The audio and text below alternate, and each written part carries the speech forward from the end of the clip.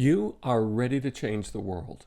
You see the problems out there, you hear the complaints, and you decide, hey, I can do something about this. I can be part of the solution, not just the complaint. So you're ready to join, to use all of your skills and abilities, your education, your training, your passion, in order to become part of a mission-driven goal, a nonprofit, a 501c3. Well, here's what you can expect. Now, the time has come for us to select one courageous young man and woman for the honor of representing District 12 in the 74th Annual Hunger Games. Prim! Prim!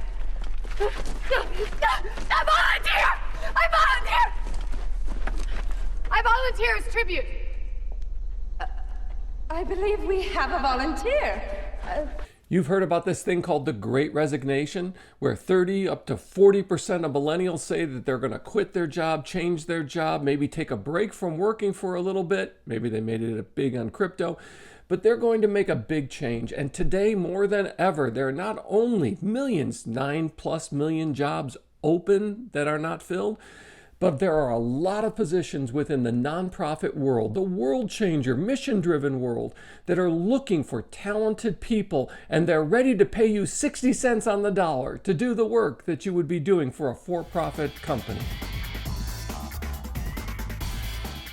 Yes, nonprofits are not immune from the Great Resignation. Turnover just last year was over 20%. That is, people in the nonprofit world left the nonprofit world when things were desperate and their work was needed more than ever. Now, here's the interesting thing. Most nonprofits use the exit interview to figure out what they can do to make life better for those that they employ.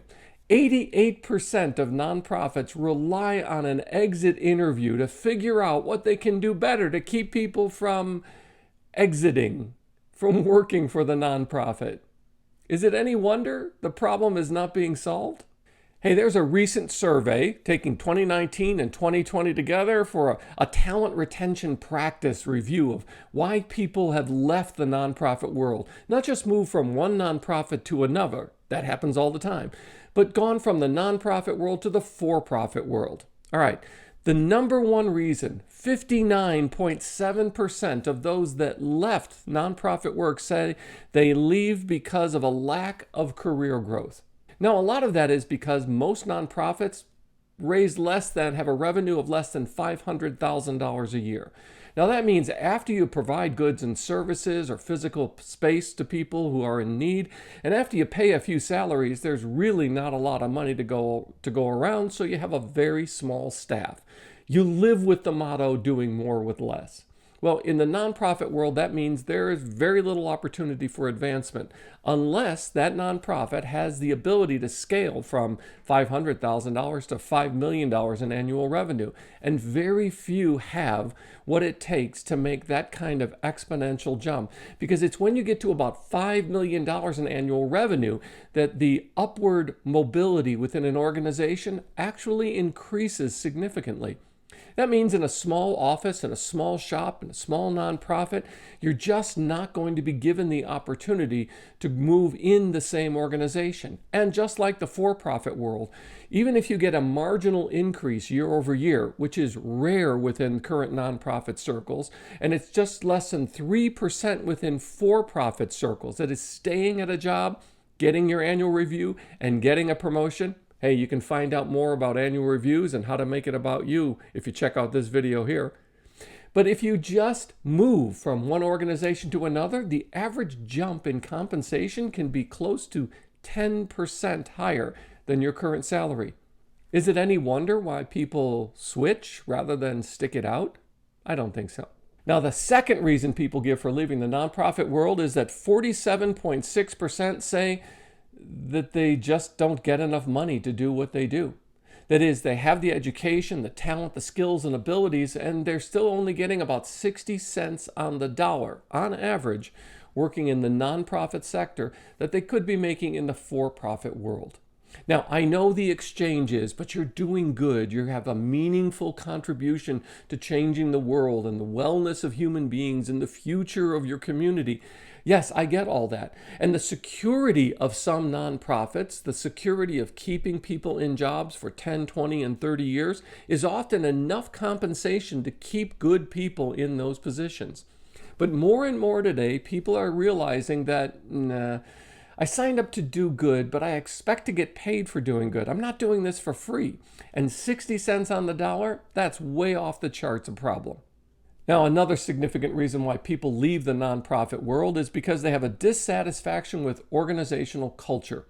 They attribute it to three different things. One, the ego of a CEO or leader or the C-suite within the group that becomes so narcissistic and so consumed, so defensive about justifying their existence, their salaries, their importance in the community, that they really squeeze the life out of others who don't fit into their small world of ego. Another reason why the dissatisfaction with culture takes place is because after you are successful in your job and you do well, say with fundraising, usually in the next budget cycle, you'll be expected to raise even more money to be even more successful, but you'll have the same or even fewer resources available to accomplish that goal. It's like winning a pie eating contest and the reward is another pie. Now, the third reason for dissatisfaction with culture is that nonprofits, this is going to hurt. Nonprofits are sometimes refuges for people that couldn't make it in a for-profit world. That is, they got left behind in the upward mobility and advancement and skills and education. So they find a safe haven in the nonprofit world where they exchange do-gooding for their lack of success in the for-profit world. Now, that's not to say that there are not rigors to doing nonprofit work. It's just that the culture of the nonprofit world tends to tolerate underperformance in the do-gooding space as part of the payback for the lower compensation. It's no use! I'll melt the bridge! This place inflames me. Can you cool down enough to get across? I'd have to be asleep to do that. Now, that gets us into the next reason, and it's over 20% of those that leave the nonprofit world, and it is this idea of doing more with less. That is, it's not just temporary, and it's not just because of the economic downturn or because of flagging revenues this quarter or this year. It's that there is always the request to do more with less.